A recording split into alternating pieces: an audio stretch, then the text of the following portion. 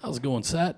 Just looking back at last year with specifically the offensive line, what did you see that they struggled most with, and how has that been corrected among those five guys coming in this year? I think the one thing that we improved on last year throughout the year was our pass protection. I think it goes back to how we teach pass protection technique, different tools that we give them.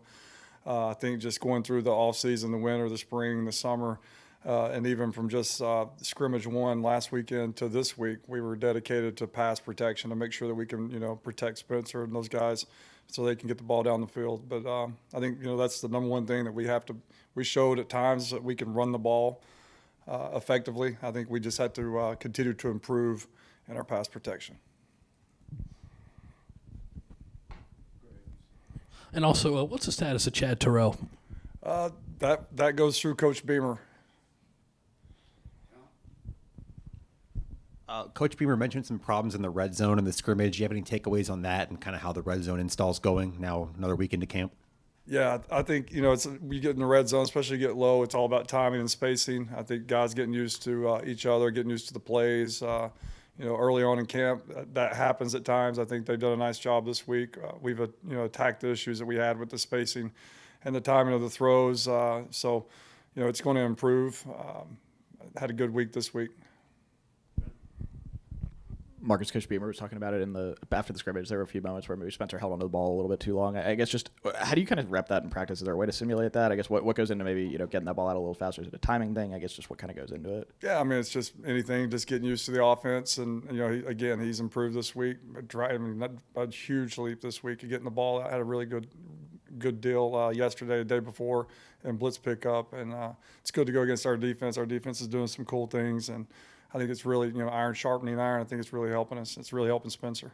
You good? Sorry. Go ahead. That's fine. Obviously, Marshawn and Christian have been limited. I guess just with that, what have you kind of seen from the other guys that have kind of taken in those roles, whether it's Juju or Dante or whoever else at kind of running back? Yeah, you never know when you're going to get your opportunity. And, that's what we told those guys, a couple days ago. You're going to have a shot to show what you can do that maybe you wouldn't have had this many reps if those guys would have been available. So, they've done well. They've done a nice job. They all catch the ball well out of the backfield. Each one, I don't really name them by name because I'll leave somebody out, but each one has their own little role, and they've taken it and ran with it. But they've been productive. Seth, you've kind of talked about being impressed with the progress from scrimmage one through this week. Just as you enter the scrimmage on Saturday, what are some things you'd like to see the offense really do well as you kind of wrap up this camp portion of the preseason? One of the emphasis this week was just creating tempo and not like no huddle, all that stuff tempo, but just a rhythm and tempo of the game. That starts with whether you are in a huddle or you're not in a huddle, just getting the plays ran and just the smoothness in the operation.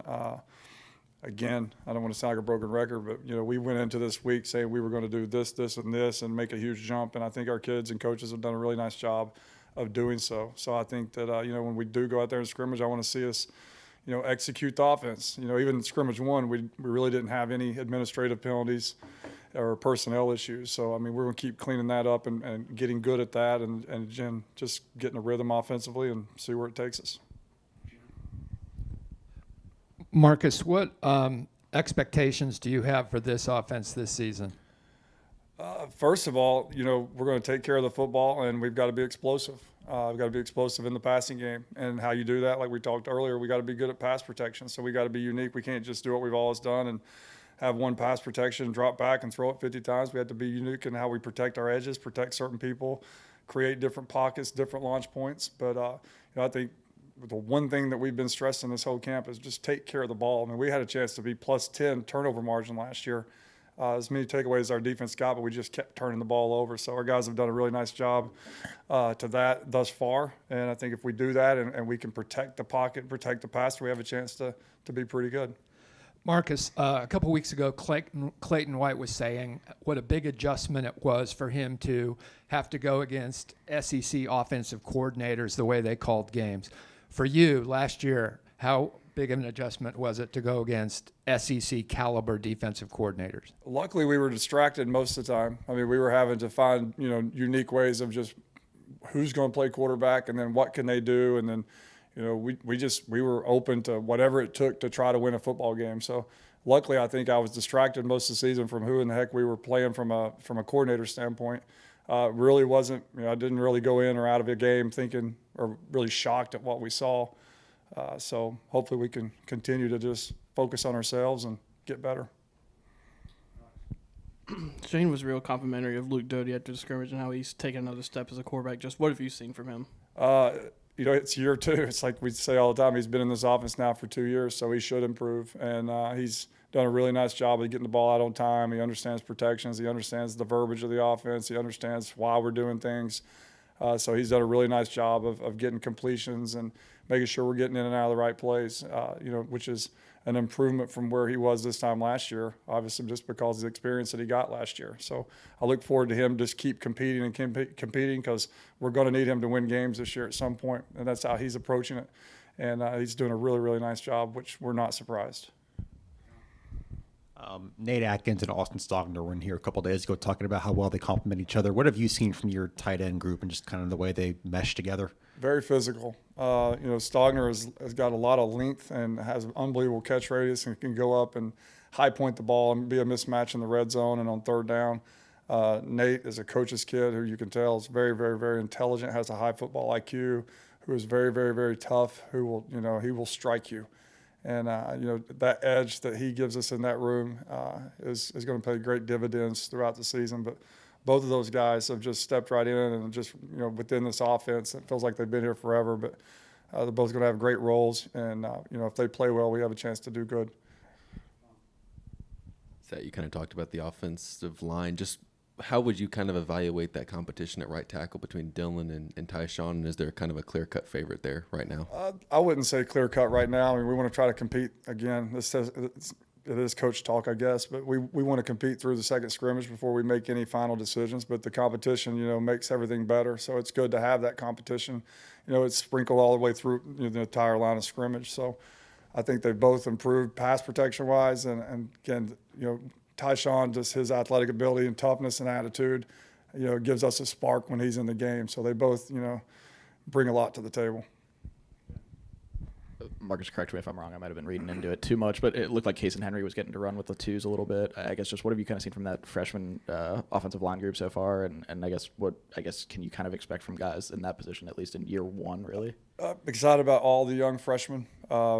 Again, I'm sitting here listening to myself talk, and I'm just gritting my teeth. Like I sound like those guys that you get so miserable hearing on the radio. But like we don't. I mean, those guys are playing at a high level. It's a big adjustment for those young guys to come in and play SEC football. They've done a nice job when we put them in situations with the older guys of competing and being able to hold their own. We're looking forward to watching them develop, throughout the season because, again, we've got to develop depth at the position, at tackle, guard, every position. And I think, there might be a couple of those guys by game 7 or 8 that have a chance to, if there was an injury, go in and be, get us through a game and be productive. Hey, Marcus. Obviously, Marshawn and Christian were held out of the scrimmage on Saturday. Who's really stepped up from, the rest of the group? Well, you have Juju, who is, very, very productive. And, you just got to make sure that you're not trying to carry the ball 50 times a game with him with his frame. He'll get beat up a little bit. So, LC and Amos, those guys did a really nice job of stepping up and with the opportunities that they got. And both had some explosive runs and did some good things in pass protection. So, we feel confident if they have to play, if they get to play, that they'll go in there and they'll do what they're supposed to do and allow us to have success. Coach, with higher expectations this year and maybe additional pressure, do you feel any, and if so, how do you handle that? Just especially on the offensive side of the ball with the addition of Rattler and Stogner and such. Pressure? Not at all. We had pressure all year, and I'm not trying to slight that question. That's a great question.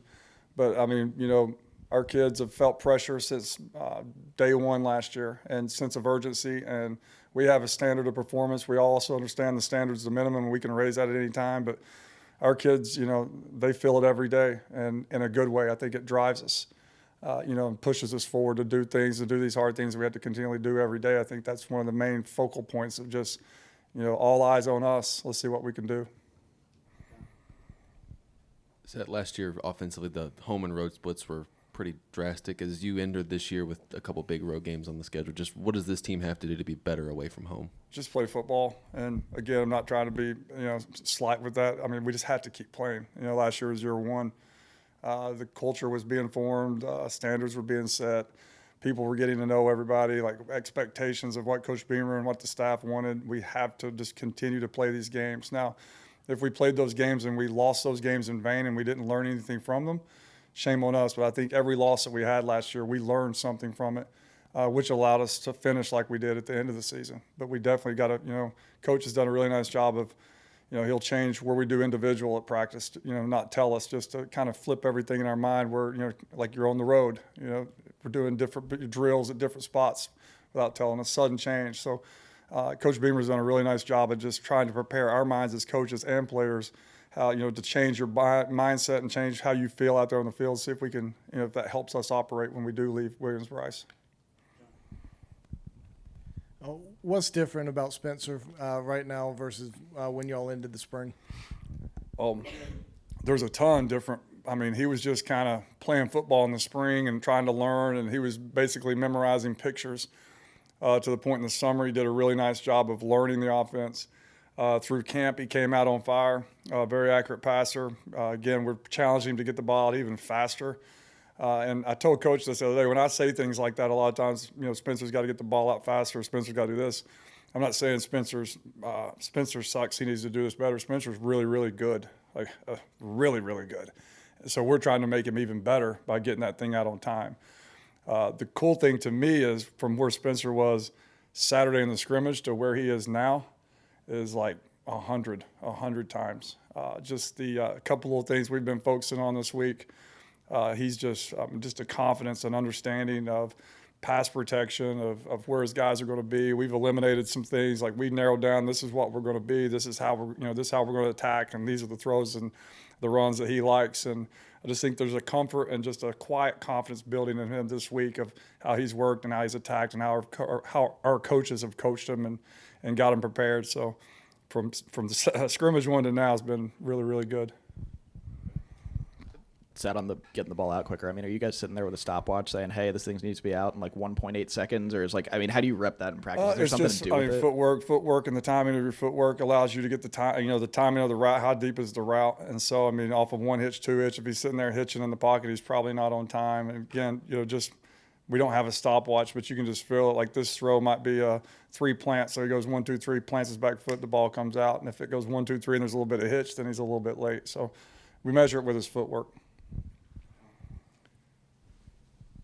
Coach Beam was pretty complimentary about Xavier Leggett after that scrimmage. Just what have you seen from him growth-wise coming in from the spring to summer to where he is right now? I mean, one, just his size and athletic ability, his competitiveness, his competence of understanding he can play both X and Z, his understanding of the offense.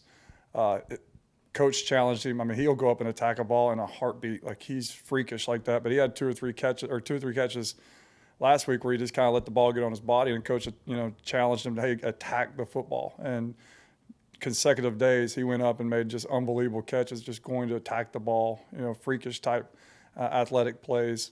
I think just his strength and, again, mobility is just going to allow him to do a lot of different things, which will allow him to be a lot more productive.